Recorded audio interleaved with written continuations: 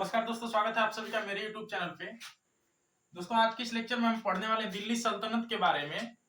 तो दोस्तों, पिछले लेक्चर में हमने पढ़ा था मोहम्मद गौरी के बारे में, और मोहम्मद गौरी की मृत्यु हो गई थी 1205 ईस्वी में खोखरो जनजाति के द्वारा। खोखरो जनजाति से युद्ध लड़ते समय मोहम्मद गौरी की हो गई मृत्यु।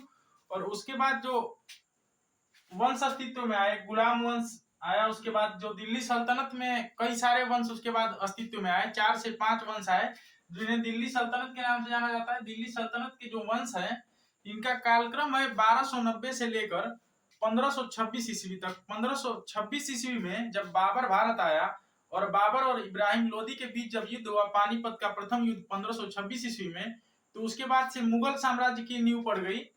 तो उससे पहले का जो वंश था यह दिल्ली सल्तनत में गिने जाते हैं। तो दिल्ली सल्तनत के जो प्रमुख राजवंश अस्तित्व में आए इन 400 वर्षों में, वह है पहला आपका गुलाम वंश, दूसरा है खिलजी वंश, तीसरा तुगलक वंश, उसके बाद सैयद वंश। इस तरह से जो वंश है आपके अस्तित्व में आए। और जो सबसे अंतिम आपका वंश था लोदी वंश, इसका अंतिम शासक जो था इब्राहिम लोदी, जिससे पानीपत का युद्ध हुआ था इब्राहिम लोदी और बाबर के बीच 1526 ईस्वी में। तो दोस्तों, अभी हम पढ़ने वाले हैं गुलाम वंश के बारे में। तो दोस्तों, इस वंश को गुलाम वंश इसलिए कहा जाता है क्योंकि जो यह कुतुबुद्दीन ऐबक था, यह मोहम्मद गौरी का गुलाम था। तो मोहम्मद गौरी की मृत्यु के बाद इस वंश को जो आगे बढ़ाया, वह बढ़ाया कुतुबुद्दीन ऐबक ने, और गुलाम वंश की स्थापना की। तो दोस्तों, इस कुतुबुद्दीन ऐबक के बारे में हम समझते हैं। कुतुबुद्दीन ऐबक को निशापुर में एक संत ने इसको क्या किया था, एक जो सूफी संत था, उसने इसको बचपन में खरीद लिया था गुलाम बनाकर। और इसने क्या किया इसको, कि इसने इसकी पढ़ाई और शिक्षा दीक्षा का पूरा खर्च उठाया और इसको बड़ा किया। और बाद में इसको जब निशापुर से गजनी लाया गया, तो गजनी में इसे मोहम्मद गौरी ने कुतुबुद्दीन ऐबक को खरीद लिया, और उसके बाद से यह उसका एक गुलाम बन गया। और यह जो कुतुबुद्दीन ऐबक है, यह बहुत ही तेज प्रवृत्ति का था। यह बहुत ही ज्यादा तेज था, अपने कार्यों को लेकर बहुत ही संवेदनशील था। तो इस वजह से इसको मोहम्मद गौरी ने अमीर ए अखूर का पद दे दिया। अमीर ए अखूर का मतलब होता है कि उस समय जो अस्तबल होता था घोड़े का, अस्तबल का प्रधान इसको नियुक्त कर दिया। अस्तबल का प्रधान सेवक नियुक्त कर दिया इसको कुतुबुद्दीन ऐबक को मोहम्मद गौरी ने।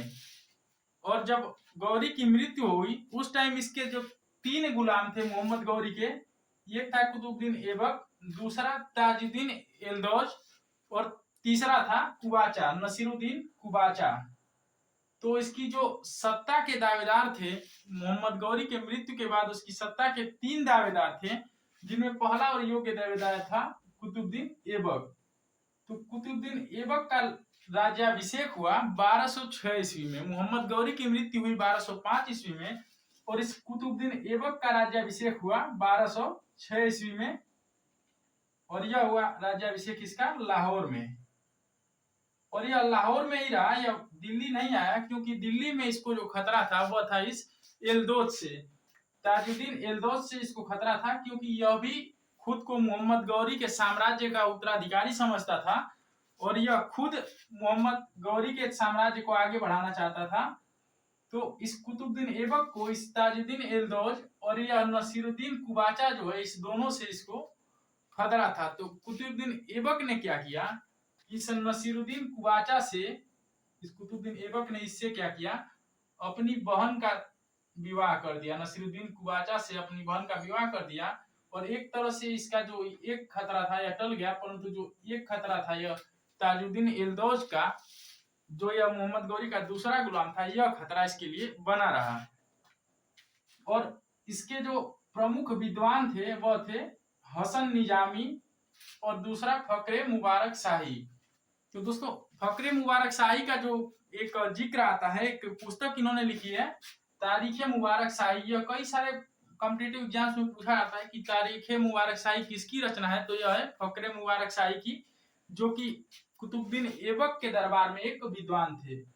और जो एक और विद्वान थे हसन निजामी, इन्होंने लिखा है ताजुल मासिर। इन्होंने ताजुल मासिर नामक रचना लिखी है। और 1206 ईस्वी में जब इसका राज्याभिषेक हुआ कुतुबुद्दीन ऐबक का, तो इसने अपने जीवन काल में 3-4 चीजें बनवाई। उसको हम थोड़ा समझते हैं कि इसने जो अपनी कृतियां निर्मित करवाई वो कौन कौन सी निर्मित करवाई थी। और दोस्तों इसका एक उपनाम था लाख बख्श, जिसका अर्थ होता है लाखों का दान देने वाला, यानी यह बहुत ही बड़ा दानी था कुतुबुद्दीन ऐबक। और अब हम पढ़ते हैं कि कुतुबुद्दीन ऐबक ने अपने जीवन काल में क्या क्या निर्माण कराया। इसकी जो कृतियां हैं, प्रमुख कृतियां की इसने अपने जीवन में कौन कौन सी चीजें निर्माण कराई, तो वह है पहला कुवत उल इस्लाम मस्जिद। यह इसने दिल्ली में निर्माण कराया इसका। और यह 27वें जैन मंदिर और वैष्णव मंदिर को तोड़कर वहां पर कुवत इस्लाम मस्जिद का निर्माण किया गया। उसके बाद जो दूसरा है वह है इसकी कुतुब मीनार। और यह कुतुब मीनार का जो निर्माण इसने कराया, यह उस समय के सूफी संत थे, बहुत ही प्रसिद्ध सूफी संत थे बख्तियार काकी, उनकी याद में इस कुतुब मीनार का निर्माण कराया गया। और यह कुतुब मीनार का निर्माण कार्य प्रारंभ तो किया कुतुबुद्दीन ऐबक ने, परंतु पहली मंजिल बनने के बाद कुतुबुद्दीन ऐबक की मृत्यु हो गई। इसके बाद इसकी दूसरी और चौथी मंजिल जो है वह बनवाया इल्तुतमिश। और उसके बाद जब चौथी मंजिल इसकी थोड़ी जर्जर रह गई थी, तो उसको भी उस कार्य को पूर्ण कराया फिरोज शाह तुगलक ने। फिरोज शाह तुगलक ने। तो इसको जब हम पढ़ते हैं तो यह आपसे पूछा जाता है कि कुतुब मीनार का जो निर्माण कार्य है वह प्रारंभ किसने करवाया। तो कुतुब मीनार का निर्माण कार्य प्रारंभ कराया था कुतुबुद्दीन ऐबक ने, और उसको पूर्ण कराया इल्तुतमिश ने। इल्तुतमिश ने उसके बाद में भी कुछ कमियां जो रह गई थी उसको पूरा किया फिरोज शाह तुगलक ने। लेकिन जब आपसे परीक्षा में यह पूछा जाता है कि यह कुतुब मीनार का निर्माण कार्य किसके द्वारा पूरा करवाया गया था, तो वह था इल्तुतमिश के द्वारा। और कुतुबुद्दीन ऐबक का जो इसने था, कुतुबुद्दीन ऐबक ने इस कुतुब मीनार का निर्माण कार्य आरंभ करवाया था, परंतु उस कार्य को पूर्ण करवाया था इल्तुतमिश ने। और इसके बाद जो इसने एक तीसरा भित्ति बनवाई है वह है 2.5 दिन का झोपड़ा।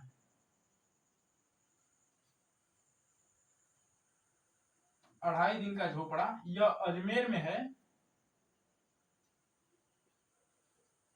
यह राजस्थान के अजमेर में 2.5 दिन का झोपड़ा यह भी बनवाया गया था कुतुबुद्दीन ऐबक के द्वारा। तो कुतुबुद्दीन ऐबक का जो राज्याभिषेक हुआ वह हुआ 1206 ईस्वी में, परंतु इसने कभी सुल्तान की उपाधि नहीं धारण की। इसने खुद को सिपह सालार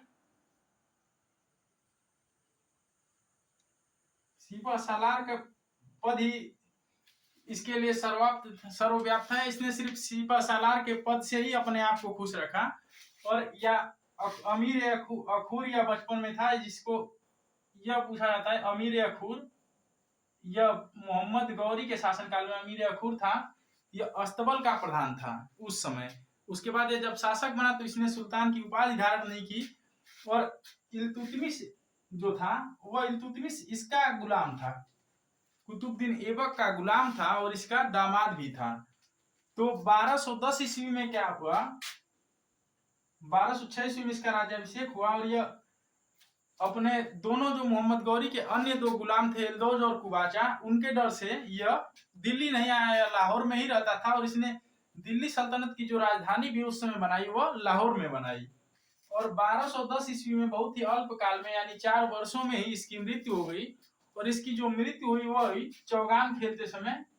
यह घोड़े से गिर कर मर गया। और चौगान का जो खेल है यह मतलब एक तरह से आप समझ सकते हैं जैसे आज पोलो खेला जाता है, ऐसे इस समय यह घोड़े से खेलते समय चौगान गिरकर मर गया।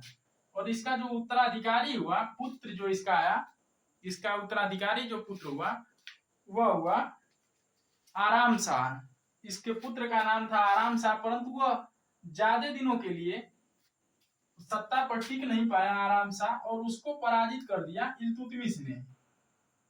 आराम शाह का केवल 8 महीनों तक यानी बहुत ही अल्प काल तक इस कुतुबुद्दीन ऐबक के पुत्र का शासन रहा। उसके बाद इसका जो गुलाम था इल्तुतमिश और इसका दामाद भी था, तो वह आ गया सत्ता में।